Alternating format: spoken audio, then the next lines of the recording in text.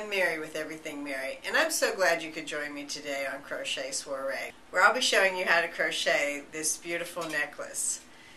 When I get ready to do a project, I let everything come to me. I walk around the yarn shops, I look at yarn I might have at home, and I just get inspired by something that I might see. Well, today I found this beautiful yarn. It's got a metallic thread running through it, and it's a fairly thin yarn. So it would be just perfect. I looked at it and I thought, oh, reminds me of jewelry, so it would be just perfect for jewelry. Once I know that, though, then I've got to start thinking about what do I want to do with this yarn. Since I am a jewelry maker anyway, I've got plenty of beads, so I went to my bead box and I found some beads I thought I'd like. One of the things with beads is you need to make sure that the hole is big enough for this yarn. And I like to use a bead that I can actually use to put a crochet hook through so I can pull my yarn through it. And I'll show you that in just a second. While I was going through all my beads, I realized I had this beautiful chain. And I thought, well, let's incorporate some chain into our project, which is exactly what I did. This chain is very thin, a fine chain, and I know it's going to be hard for you to see, but it has small little chains put together and then one larger chain. Every 5 chains it looks like. So from here to here, there's a large chain, little chains, and then a large chain. And that's what really started me to determine what I was going to do with this project. First of all, I had to figure out how long I wanted my chain. So I kind of put it up to my neck, of course. I thought the closer it came up to my neck, it might look a little bit better because I knew I was going to have other things hanging down. But it's totally your determination. Once I found out how large I wanted to make the chain, then I was able to count all of these larger pieces of chain that I knew I was going to crochet in between. From there, I got how many beads I needed. So I started with the beads I wanted to take. For what I did 11 of these smaller beads that you can see here that are hanging down, and then I brought in some larger beads. And so I did 11 on each side, and then 5 of the different beads in the center just to give it a little different look. But you can go all with the same kind of beads or however you would like it. And that's where I started from. So I knew I needed 11 of these beads and then 5 of the other beads in sequence and then 11 more. So let's get started. For this, as I said, I like to have the hole big enough that I can put a crochet hook in. Now this is a little size 8 crochet hook. It's very tiny. But if you notice, it goes through the bead. And that way, I can just go ahead and pull my yarn right through here. So it's quick and easy. And obviously, I've said this many times, I like something that's quick. Also, for this, I'm just going to show you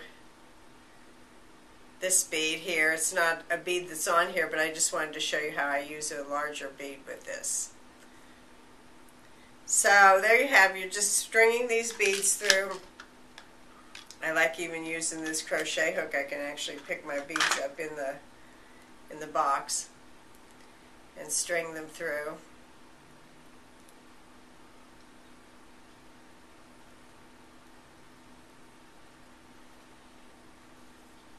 Now once you have all this finished, you can actually just push these down your yarn.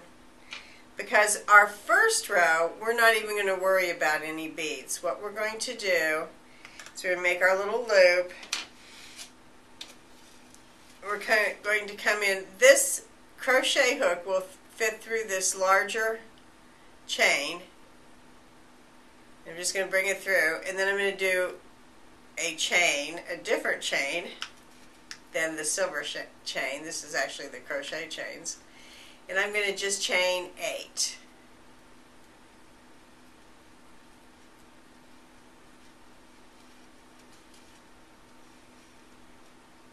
And then I'm going to come back through this chain, through the next larger chain. Just bring it through here.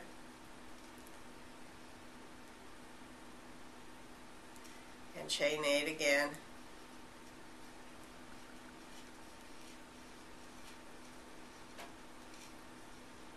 And then bring it through the next one. And I'm going to do that all the way down. So as you can see, it's pretty easy doing my chains. In my chains, let me see if I can get it up here for you to see. So as you can see, there's just little loops now that I'm making in the chains. When you get all the way to the back, what you're going to do then is you'll come back around. For the very back, I just kind of looped it around until I got to the center. When you get to the center, you're going to chain 5.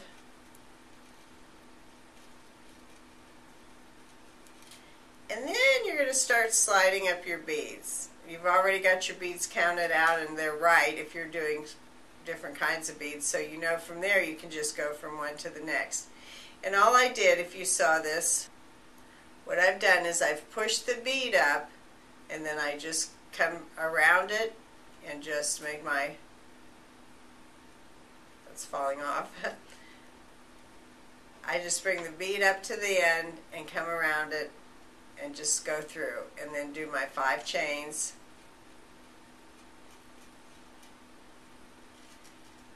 And then I just chain in the next space. Come through, start over again with my chain 5 and my bead. Okay, the other thing I wanted to show you is when you get to one of these bigger beads, all you have to do is take the loop that's on your crochet hook and make it just even bigger, and then crochet there. You've got this little bit of yarn here and this, but it'll hang down and look really nice. Go all the way to the end and just bind off, and you've got yourself a nice necklace.